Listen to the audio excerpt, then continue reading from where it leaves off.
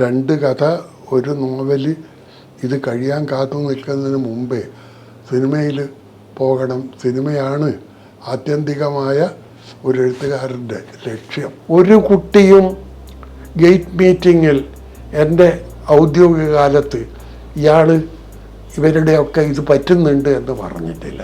അവർക്ക് പറയാൻ കഴിയില്ല. ഞാൻ ബാബുവിൻ്റെ പൈസ അടിച്ച് ആ ദന്തിക്ക് പോയാൽ അവർക്കൊക്കെ വരാൻ പേടിയുണ്ട്, എനിക്കില്ല. Be true to thine own self. നീ നിന്നോട് സത്യസന്ധതയുള്ളവൻ ആയിരിക്കുക.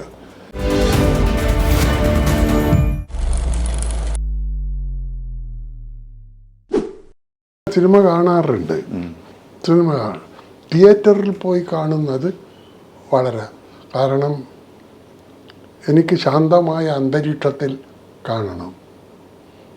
ആ തിയേറ്ററിൽ കൂക്കി വിളിയല്ലേ, ഈ ഫാൻസ് ഇരുന്നിട്ട് എതിർ ആൾക്കാരെ കൂവിത്തോൽപ്പിക്കുന്ന അത് ദുസ്സഹമാണ്. ശാന്തമായ അന്തരീക്ഷത്തിൽ, അതുകൊണ്ട് സിനിമ ചാനലിലാണ് അധികവും കാണാറ്. ഇന്ന് രണ്ട് കഥ ഒരു നോവൽ ഇത് കഴിയാൻ കാത്തു നിൽക്കുന്നതിന് മുമ്പേ സിനിമയിൽ പോകണം. സിനിമയാണ് ആത്യന്തികമായ ഒരു എഴുത്തുകാരൻ്റെ ലക്ഷ്യം. ആ ഭ്രമം ഒരു കാലത്തും ഉണ്ടായിട്ടില്ല, ഒരു കാലത്തും ഉണ്ടായിട്ടില്ല.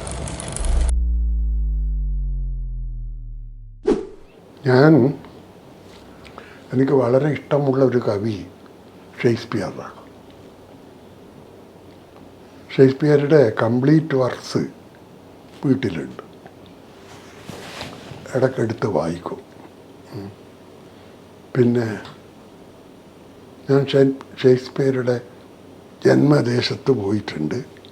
ഷേക്സ്പിയറുടെ ഭാര്യയുടെ വീട്ടിൽ അവരെ മാമോദിസ മുഖ്യ പള്ളിയിൽ, ഷേക്സ്പിയർ അടക്കം ചെയ്ത പള്ളി, അവിടെയൊക്കെ വളരെ മണിക്കൂറുകൾ ചെലവിട്ടിട്ടുണ്ട്.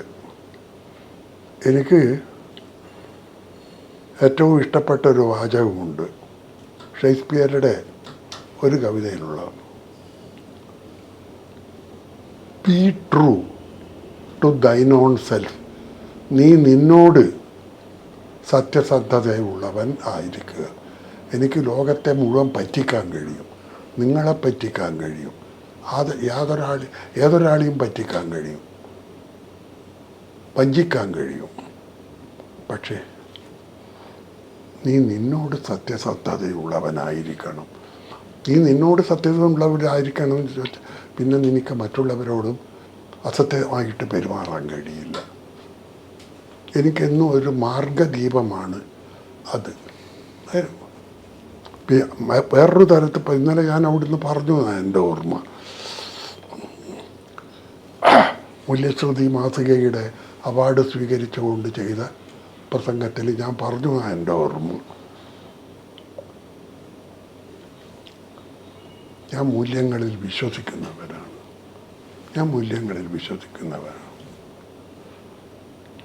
വാല്യൂസ് ഉണ്ട്, എറ്റേണൽ വാല്യൂസ് ഉണ്ട്. മൂല്യങ്ങളുണ്ട്, സനാതന മൂല്യങ്ങളുണ്ട്. ഞാനതിൽ വിശ്വസിക്കുന്നവനാണ്. എങ്ങനെയെങ്കിലും കയറി പോകണം, ഒന്നാമനാവണം, ആ അവാർഡ് കിട്ടണം, ഈ അവാർഡ്, ആ അഭിമാനവും എനിക്കുണ്ട്.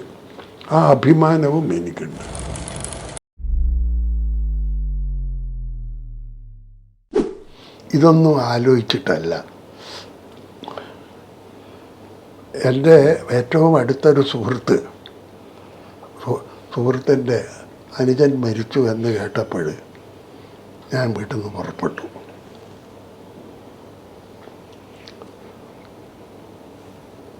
പയ്യോളി എത്തിയപ്പോൾ, പോകേണ്ടത് പേരാമ്പ്രയാണ്. പയ്യോളി എത്തിയപ്പോൾ അങ്ങോട്ടേക്ക് ബസ്സില്ല, അതികഠിനമായ വെള്ളപ്പൊക്ക പിന്തിരിയണം. ഞാൻ നടന്നു. അവിടുന്ന് 10-12 അല്ല 10-16 നാഴികയുണ്ട്. ഞാൻ നടന്നു ഒറ്റക്ക.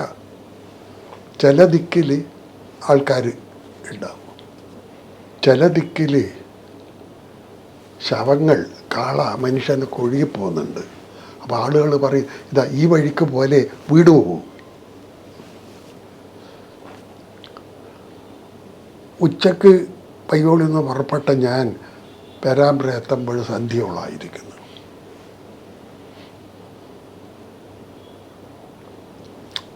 അവിടെ അന്ന് രാത്രി അപ്പനായർ പറഞ്ഞു, നിങ്ങൾ വരുമെന്ന് എനിക്കറിയാമായിരുന്നു, നിങ്ങൾ വരും എന്നെനിക്ക് ഇന്നലെ തോമസ് മാഷ് അത് പറഞ്ഞു. ശരി, വേറെയും പലരും പറഞ്ഞിട്ടുണ്ട്. എനിക്ക് പോകാണ്ട് കഴിയില്ല. ഞങ്ങളൊന്നിച്ച് രാഷ്ട്രീയത്തിലുണ്ടായിരുന്നു. അങ്ങനെ വളരെ അടുത്ത ബന്ധമാണ്.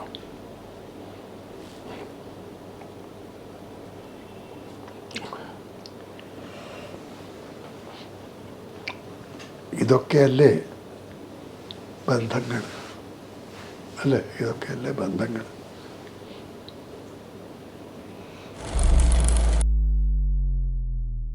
അതിനെപ്പറ്റി ഒന്നും പറയണ്ട. കാരണം പ്രതീക്ഷിക്കുന്നില്ലല്ലോ. പക്ഷേ എല്ലാവരൊന്നും അങ്ങനെയല്ല.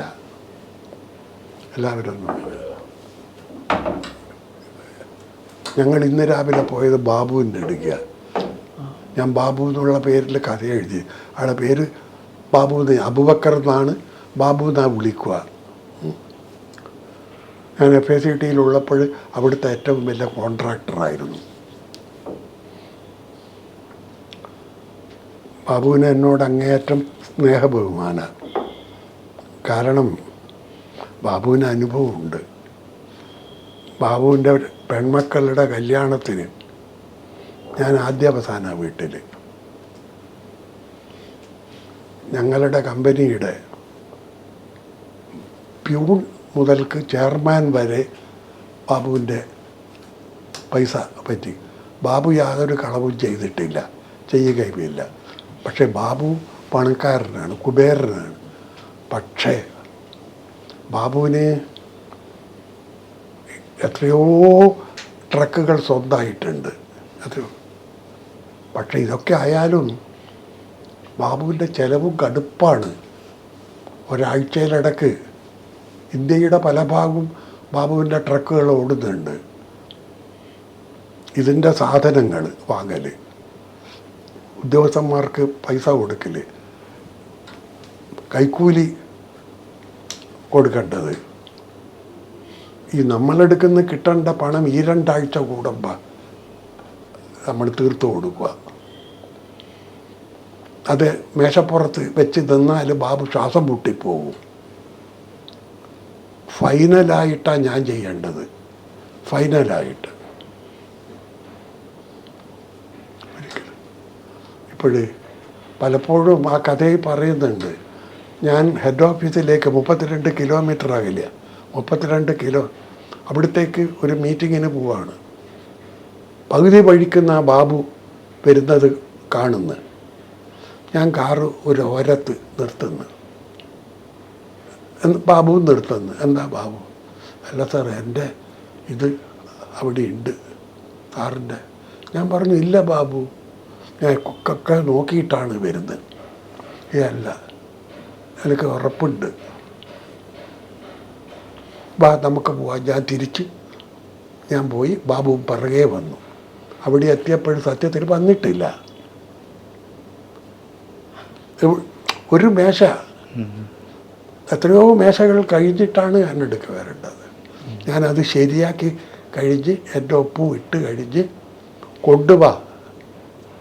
പക്ഷേ ഒരു കുട്ടിയും ഗേറ്റ് മീറ്റിങ്ങിൽ എൻ്റെ ഔദ്യോഗിക കാലത്ത് ഇയാൾ ഇവരുടെയൊക്കെ ഇത് പറ്റുന്നുണ്ട് എന്ന് പറഞ്ഞിട്ടില്ല. അവർക്ക് പറയാൻ അത് പറഞ്ഞു പോയാൽ അവരാ പരിഹാസ്യരാകുക. അവർ പൊതുവേ പറയാ തൊഴിലാളികളുടെ ചോര കുടിക്കുന്ന ആളാണ്.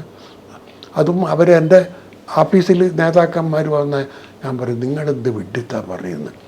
ഞാൻ ചായ കാപ്പി വരെ കുടിക്കാത്ത ഒരു സാധു മനുഷ്യനല്ലേ നിങ്ങൾ? ഞാൻ അപ്പോൾ അവർ കള്ള ലജ്ജയിലേക്കിന് തല താഴ്ത്തും.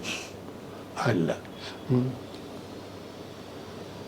ബാബുവിൻ്റെ മക്കളെ കല്യാണത്തിന് ഞാൻ ആദ്യവസാന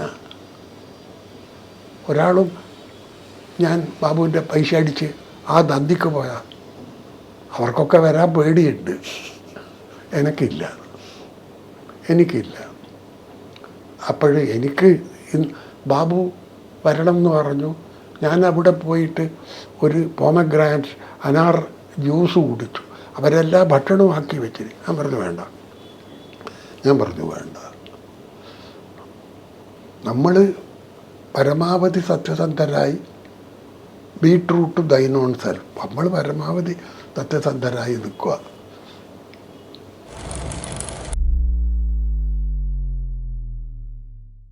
ഒന്നും പറയാനില്ല, യാതൊന്നും പറയാനില്ല. പറഞ്ഞില്ലെങ്കിൽ അന്നേരം അവരൊക്കെ എന്നെ വന്ന് ഗാന്ധി എന്നാ പറഞ്ഞത്, എൻ്റെ ജീവിതമാണ് എൻ്റെ സന്ദേശം, എൻ്റെ ജീവിതമാണ് എൻ്റെ സന്ദേശം. അത് ഞാൻ പറഞ്ഞാൽ നീ ആരടാ ഗാന്ധിയാന്നൊക്കെ ഒന്നും പറയാം.